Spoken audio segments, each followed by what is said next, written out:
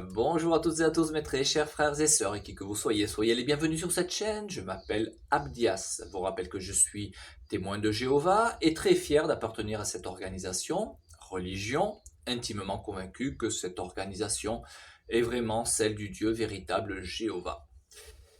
Je veux vous parler aujourd'hui d'une photo qui m'a particulièrement troublé dans une des dernières tours de garde. Ce sujet est peut-être explosif.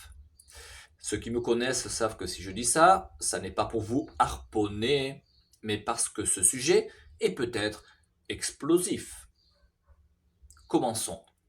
LGBTQA+, lesbiennes, gays, bisexuels, transgenres, queer, asexuels et le signe plus qui inclut d'autres identités comme intersexes ou alliés.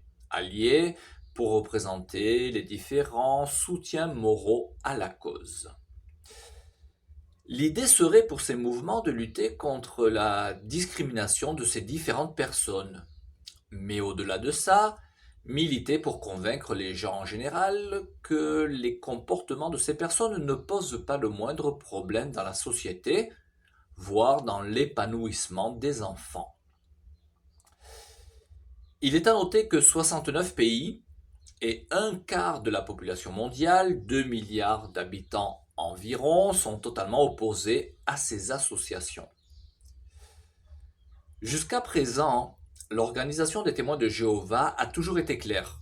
Il y avait 3 règles fondamentales qui régissaient ce sujet.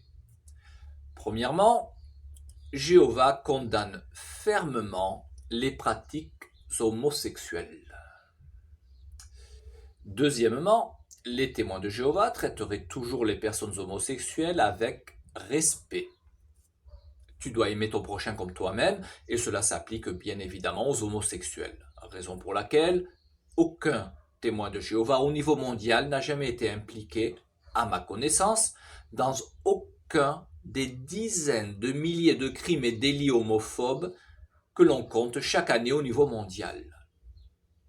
Quand un témoin de Jéhovah tombe sur une personne homosexuelle dans le cadre de ses activités quotidiennes ou en prédication, il va le traiter normalement, comme n'importe quelle personne, avec respect. Troisièmement, Jéhovah condamne le travestisme. Deutéronome chapitre 22 verset 5, je vous le cite, « Une femme ne portera pas un habillement d'homme, et un homme ne mettra pas un vêtement de femme, car quiconque fait ces choses est en est en abomination aux yeux de Jéhovah ton Dieu. Car quiconque fait ces choses est en abomination aux yeux de Jéhovah ton Dieu. Devons-nous nous préparer à certains changements dans la façon de penser de l'organisation de Jéhovah à ce sujet? Je pose la question parce qu'une image dans une des dernières tours de garde, celle de la semaine... j'ai oublié de noter le numéro de la semaine. Vous reviendrez, aujourd'hui nous sommes le 21 d'un certain mois, et vous reviendrez 3 semaines en arrière. Allez, s'il vous plaît, j'ai pas envie de réenregistrer la vidéo. J'ai oublié de noter la date, pardon. Bon, donc cette photo m'a beaucoup interpellé. Cette tour de garde avait pour titre « Tu peux gagner ton combat contre tes mauvais désirs ». Tour de garde qui traitait entre autres choses du sujet de l'attirance homosexuelle qu'un frère ou une sœur pouvait avoir. Et l'image du paragraphe 17 a vraiment attiré mon attention. Voyez plutôt. À droite, une femme qui visiblement fait des avances à une autre personne en bleu. Cette autre personne n'est pas un homme asiatique aux traits un peu efféminés. Quand l'organisation utilise une photo d'un homme, c'est un homme. Il n'y a pas le moindre doute. Pour remettre cette photo dans son contexte de la tour de garde, cette personne en bleu représente une sœur aux attirances homosexuelles. Mais une sœur qui visiblement se donnent sciemment une apparence plutôt masculine, ce qui donc ne semble pas poser de problème aux 11 membres du collège central. Il semblerait bien que l'organisation soit sur le point de renoncer à la troisième règle, celle concernant l'apparence que nous devrions avoir en fonction de notre sexe. Qu'est-ce qu'il pourrait y avoir derrière tout ça? Peut-être, et encore une fois, des histoires de gros sous, ou alors une puissante influence satanique. Voici la question que j'ai posée à l'intelligence artificielle. Est-ce qu'il y a des signaux dans le monde qui laissent à penser que les témoins de Jéhovah sont sur le point de se voir exercer une certaine pression pour accepter plus pleinement les homosexuels? Réponse de l'intelligence artificielle: oui. Plusieurs signaux indiquent une pression croissante, sociale, juridique et médiatique sur les témoins de Jéhovah pour qu'ils reconsidèrent leur position sur l'homosexualité, même si aucun changement doctrinal officiel n'est annoncé. Je pose donc la question suivante.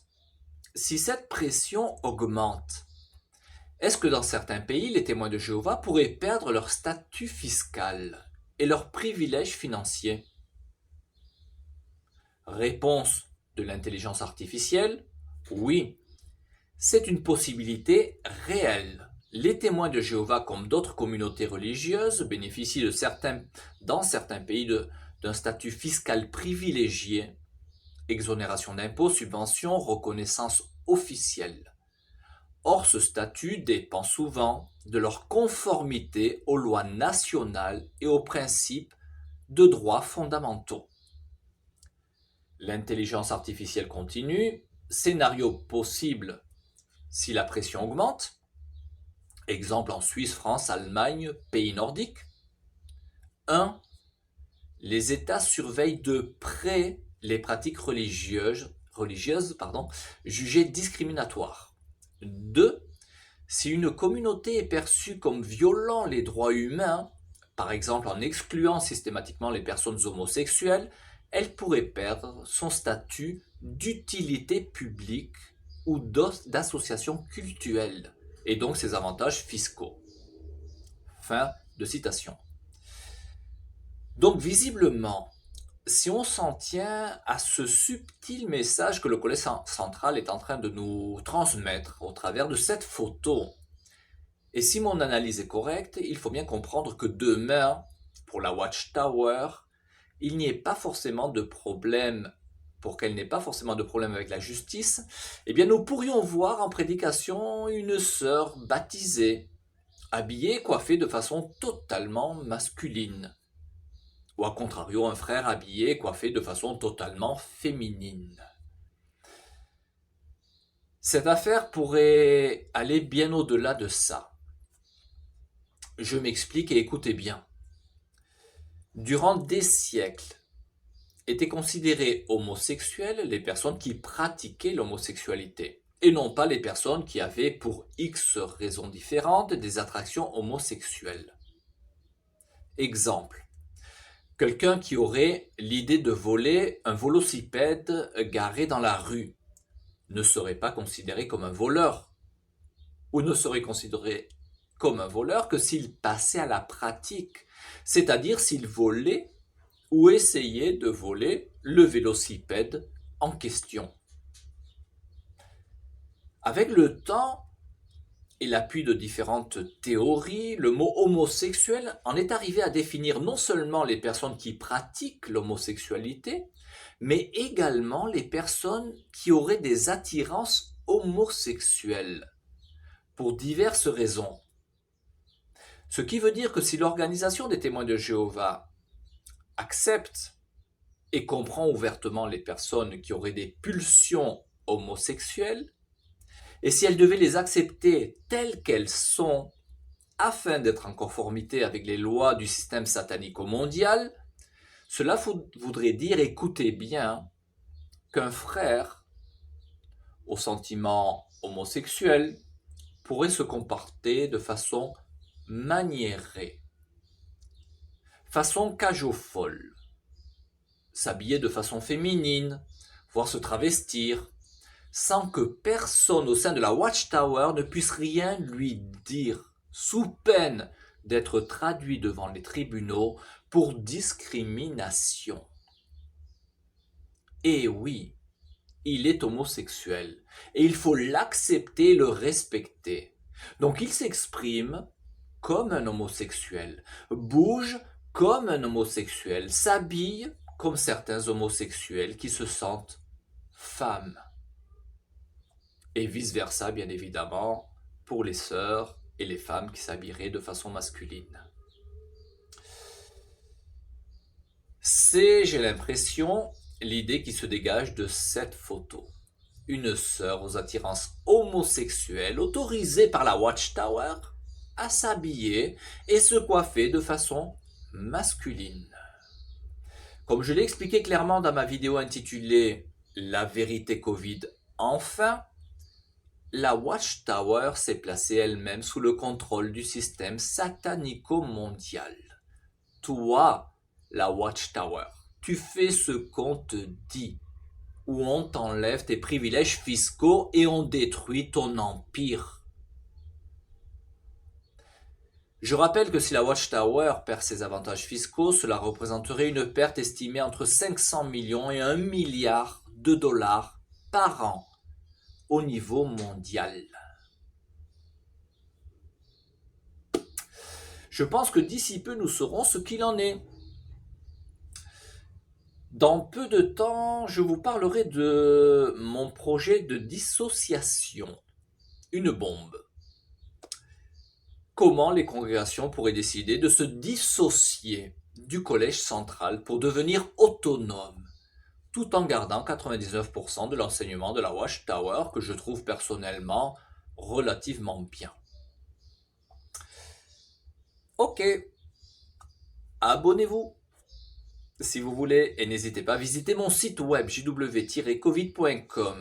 Partagez cette vidéo, n'hésitez pas non plus à me dire ce que vous pensez en commentaire, n'hésitez pas non plus à mettre un petit pouce levé si vous voulez bien évidemment. À ma droite, les 2 vidéos principales de cette chaîne, à ma gauche, vous pouvez appuyer sur la bouboule pour vous abonner. Merci pour votre écoute et à très bientôt.